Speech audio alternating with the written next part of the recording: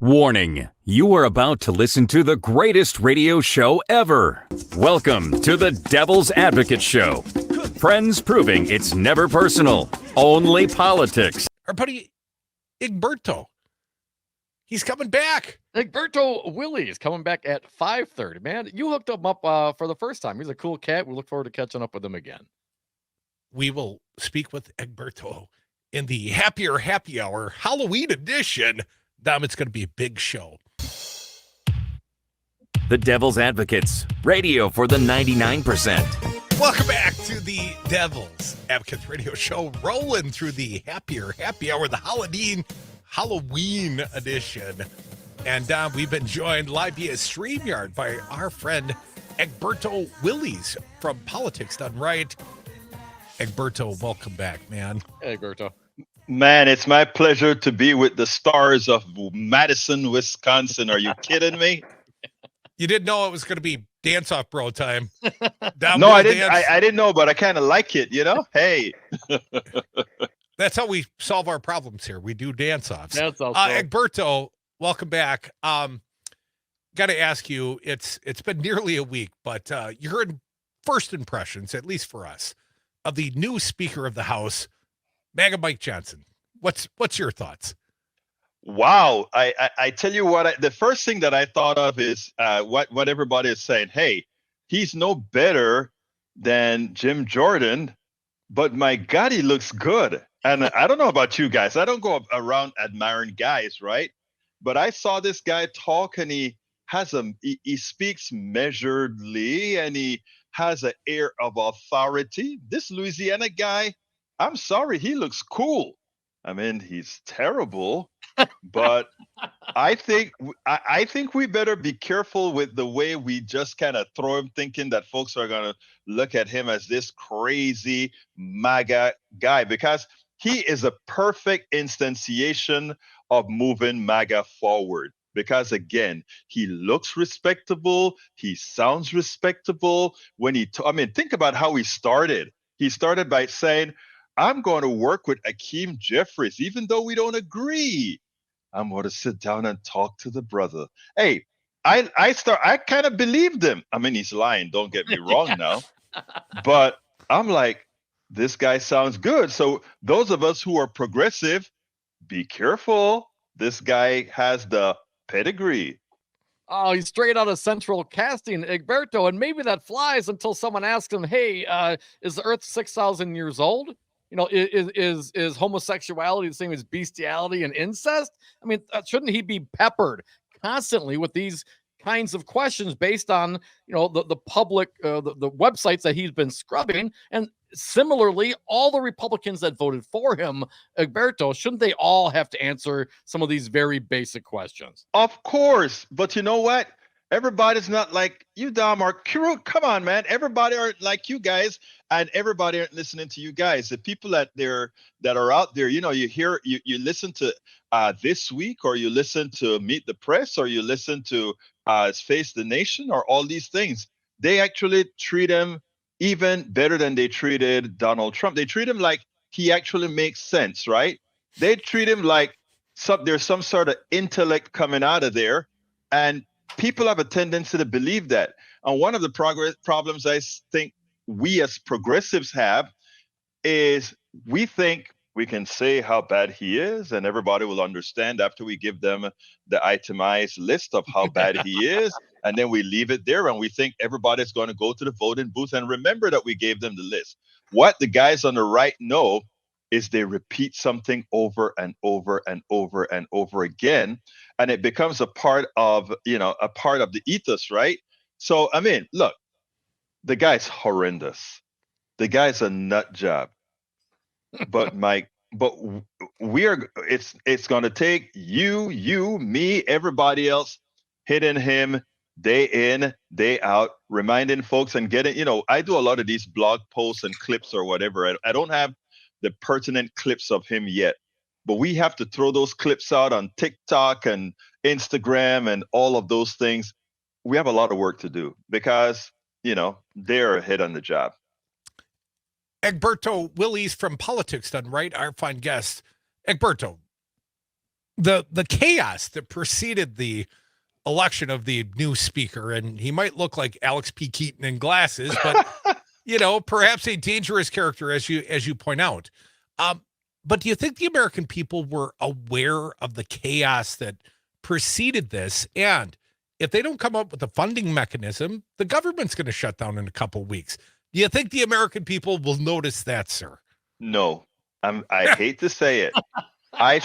Look, let me tell you, man, we elected Trump, man. I know he didn't win with a majority, but I saw an interview with a guy. This was a guy. He looks decent. He's measured, and they interviewed him on MSNBC. I think it was actually on NBC, and they asked him if he will vote for Trump again, and he said, if somebody else come up, I would, but yes, I would vote for Trump because Trump, while he misbehaves, I mean, he did a lot of good things, and they were working under him. And I sat down, and my eyes, if it could have gotten any bigger, it would have gotten bigger, right? I'm sitting down here and saying, who the hell is informing you about what the guy did? I mean, if you look at what occurred today in the Senate when they drilled Mayorkas, you had Josh Hawley really drilling Mayorkas of having this anti-Semitic person on the job as if it were the fault of Mayorkas, right? But guess what? Guess who hired him? The Trump administration. I mean, her. And you sit down there and you're like, these guys are great. Look, we have a lot. All I keep saying, and this is what I tell our audience all of the times, your audience, my audience, all the time. We have a lot of work to do because we think people think like us and they don't. Folks are listening to the Devil's Advocates radio show. That's Egberto Willies. He's the host of Politics Done Right. He's coming to us from Texas, right? Egberto, I just heard. Ouch, Texas. The AG Paxton, April 15th, he goes on trial. Isn't that tax day? What's going on down in Texas, man? Hey, let me tell you something here in Texas. We have likeliest the most homicidal legislature in the country. We are a state that has the worst health care, and we have a criminal attorney. Look, we have the attorney general that's a criminal. He's a thief. He's a thug. We have a governor that is an extortionist. We have that he's trying to extort $10,000 for each of his people right now. I mean, he has a session going on he called a special session. And you know what he said he's going to do? I'm going to hold you guys here, and I'm not going to give teachers raises unless you give me these vouchers that I want to give my friends, $10,000 per student, so that they can decide to go to whatever school they want to go to. To which we're saying, oh my God, what? He's given an investment mechanism to rich people, and nobody's talking about it, and the media is sitting down looking at it as if he's doing something positive. That's why I talk about we got a lot of work to do, because it's amazing how these people work.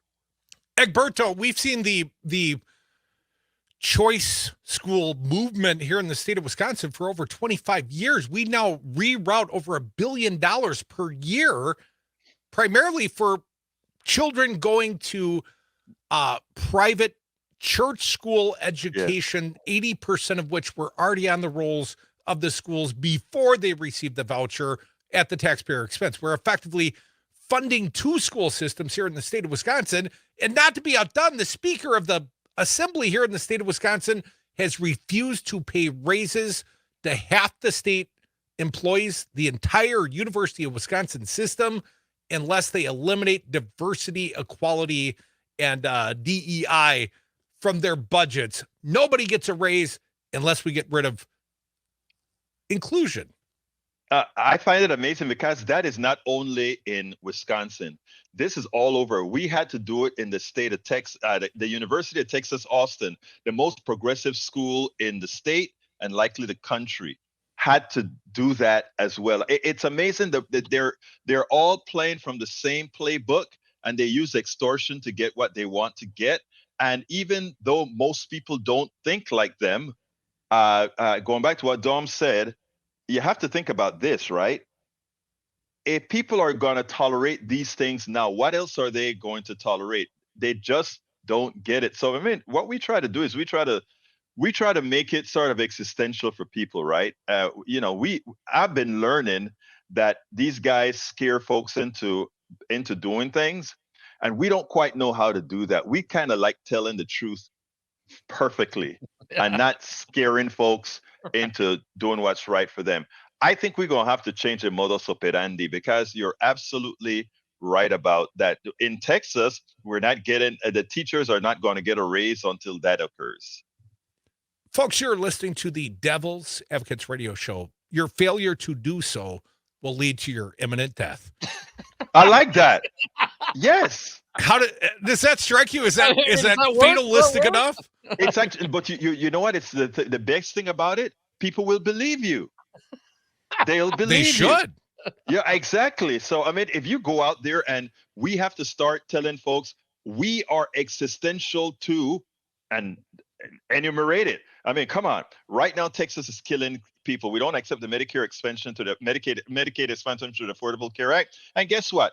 We are the state with the most people uninsured, both by number and by percentage. But we don't take it. We leave billions on the table every year. I mean, it's listening to us is really existential, my brothers.